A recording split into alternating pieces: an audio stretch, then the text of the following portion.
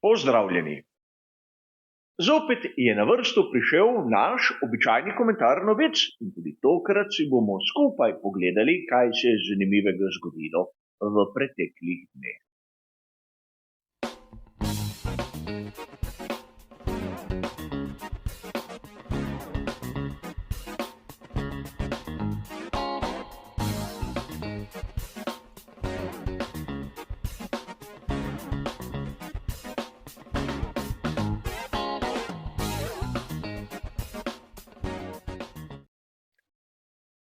Format našega rednega prispevka se tudi tokrat ne bo spreminjal. Ustavili se bomo pri 4 različnih sklopih in seveda bližnjice do navedenih člankov so navedene v samem opisu.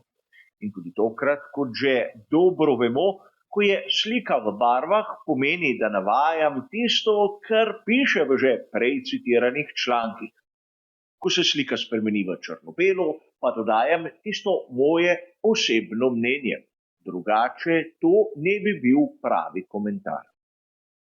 In tudi tokrat, po tej kratki obnovi tistega, kar lahko pričakujemo v naslednjih minutah, se kar lotimo naše prve današnje teme.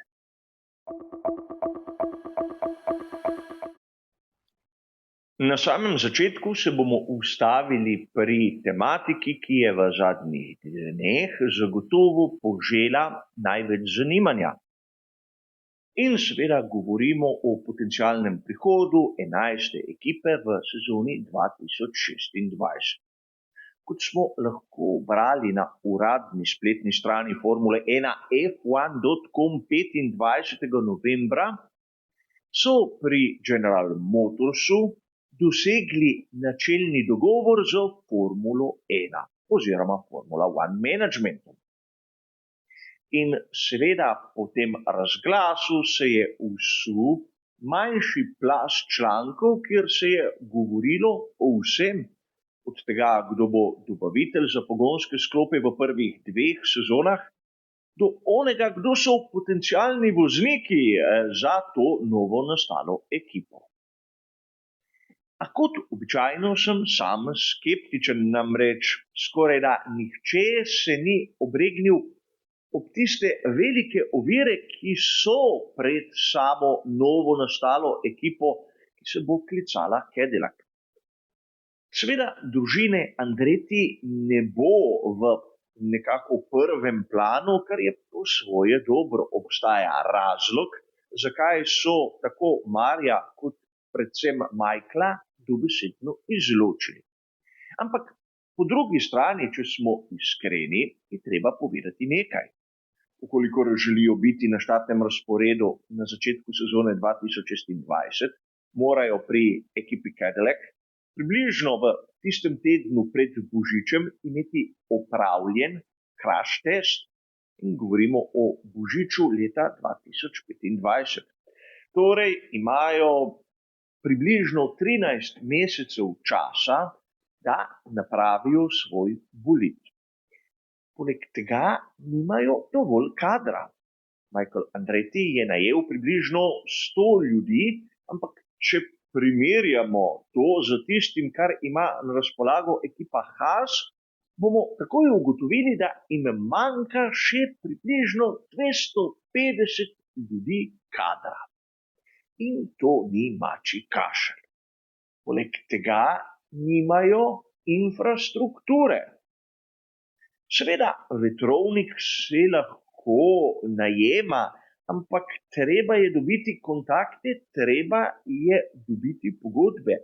Dobro nam je znano, da pravzaprav v svetu Formule 1 je izjemno zaščitena intelektualna lastnina.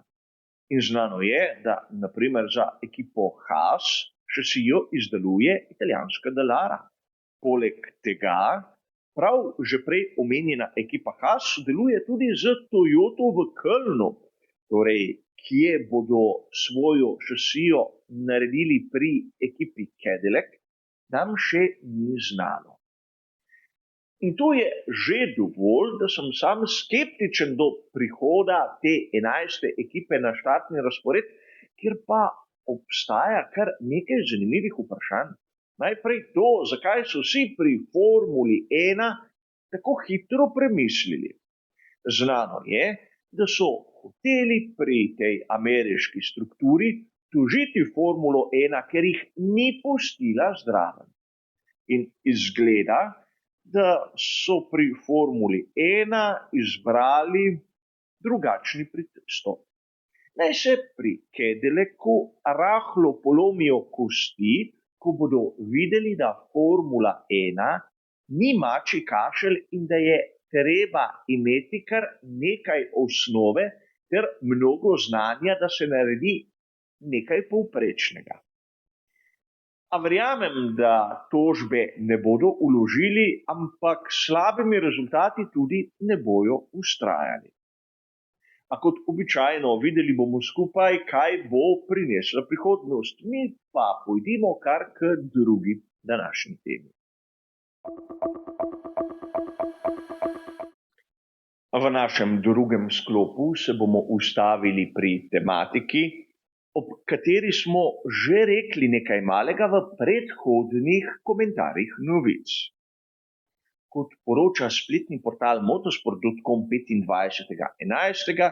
je Franco Colapinto postal pravi fenomen v rodni Argentini. V njegovi domovini naj bi bil približno tako popularen kot sam Lionel Messi. In vsa ta popularnost naj bi, poleg seveda pozitivnih strani, privlekla na dan tudi marsikaj negativnega. Predvsem na družbenih omrežjih lahko zasledimo neko toksično okolje, ogromno negativnosti in neprestanega ocenjevanja tistega, kar Colapinto doseže ali ne na progi. In treba je povedati, da tudi sam Lewis Hamilton je začel opozarjati mlade voznike na te malce skrite pasti hitre popularnosti, ki jo dosežejo prav v trenutku, ko vstopijo v Formulo 1.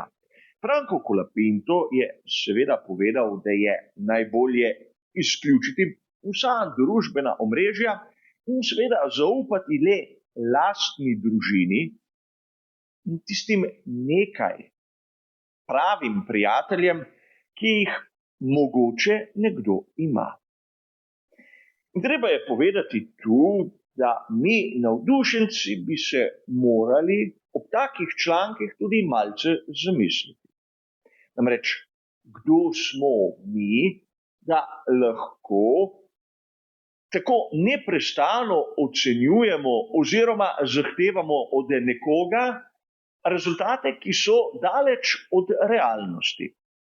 Mnogokrat sem povedal, da Franco Colapinto bi moral do konca letošnje sezone samo uživati v dirkah svetovnega prvenstva.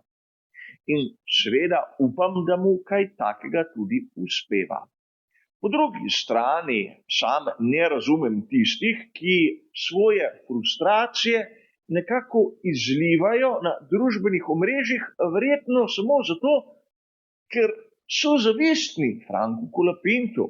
Glej, on vozi Formulo 1, jaz je verjetno nikoli ne bom, ampak jaz sem boljši od Colapinta, zato ga lahko odkrito kritiziram.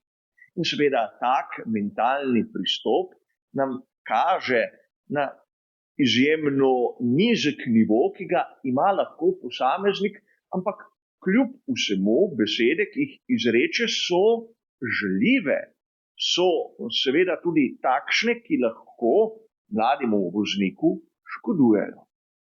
Ne govorim o tem, da mi navdušenci ne bi smeli povedati lastnega mnenja, še posebej, če je to podprto z nekimi tehtnimi argumenti. Ampak zahtevati irealno, kot je na primer prestop Colapinta v Red Bull in podobno, je daleč proč od onega, kar bi mi navdušenci dobesedno smeli. Smo le tisti, ki spremljamo oddaleč te junake hitrosti na progah svetovnega prvenstva. In zavedati se moramo, da obstaja razlog, zakaj so oni tam, mi pa tu. A seveda upam, da Franco Colapinto bo zdržal te pritiske in še marsikaterega drugega, mi pa pojdimo k tretji današnji temi.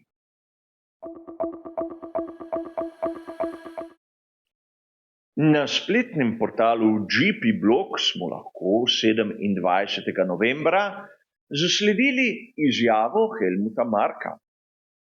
In kot običajno Helmut Marko nas nikoli ne razočara, njegovi marksizmi, kot jih imenujem sam, so legendarni. Tokrat se je Helmut Marko začel spraševati, kako bo delovala naveza med Charlesom Leclercem in Lewisem Hamiltonom v prihajajoči sezoni 2025.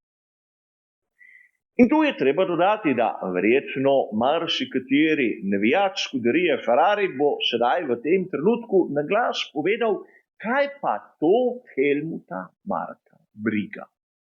Naj se zanima za lastno ekipo, kjer ima dovolj težav Beri Perez.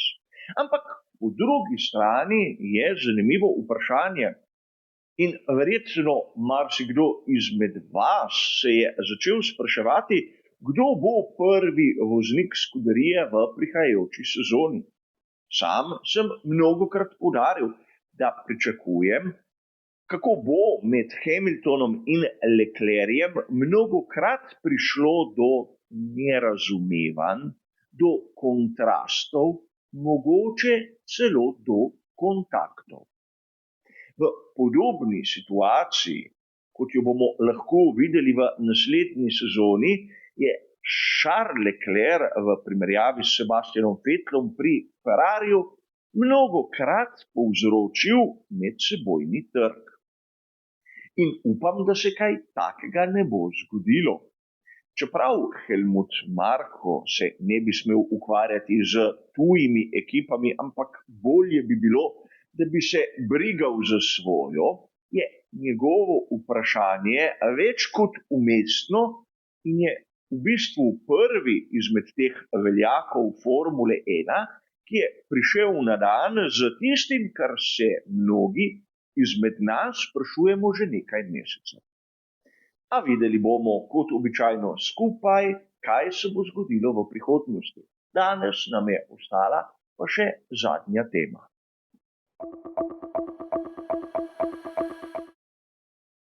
Za konec pa tematika, ki je danes ne bomo imenovali ležerna. Namreč na spletni strani slovenskega časopisa Delo smo lahko 26. novembra zasledili članek, ki govori o tem, da Michaela Schumacherja ni bilo na poroki njegove hčere. In seveda ne bomo zgubljali besed o tem, kako umesten je članek in kaj nas briga konec koncev, ali je ta velikan Formule 1 bil prisoten ali ga ni bilo na poroki njegove hčere. Menim, da smo že mnogokrat dejali, da to mrhovinarstvo raznih avtorjev, ki komaj čakajo, da lahko zapišejo v sam naslov priimek Schumacher, že rahlo preseda in je že šlo prek vsake meje, predvsem dobrega okusa. Koliko člankov smo brali o tem, da naj bi na skrivaj Michaela Schumacherja pripeljali v Španijo, kjer se je poročila njegova hčer. In sedaj nekdo, ki ni imel dovolj tistih zgodbic, je napravil novo, ki prejšnje teorije dobesedno zanika. In treba je dodati, da v tem primeru bi bilo najbolje iz spoštovanja do človeka biti tiho. Ampak biti tiho je nekaj, kar mnogi dobesedno ne znajo, ker se tega niso nikoli naučili. In tu je seveda moja kritika, tega, da nekateri, ki si drznejo pisati o Formuli 1, ne pokažejo tistega spoštovanja, tiste strasti, tiste ljubezni, ki je potrebna, da se ta prelepi šport razume in da se ga lahko tudi razlaga. Zato ponovno takšni članki ne sodijo v medije. Nas to, ali je Michael Schumacher bil na poroki svoje hčere ali ne, nima kaj brigati. To je njegova zadeva in zadeva njegove družine. A tako, prišli smo do konca tudi tokratnega rednega komentarja. Hvala za vašo pozornost in nasvidenje.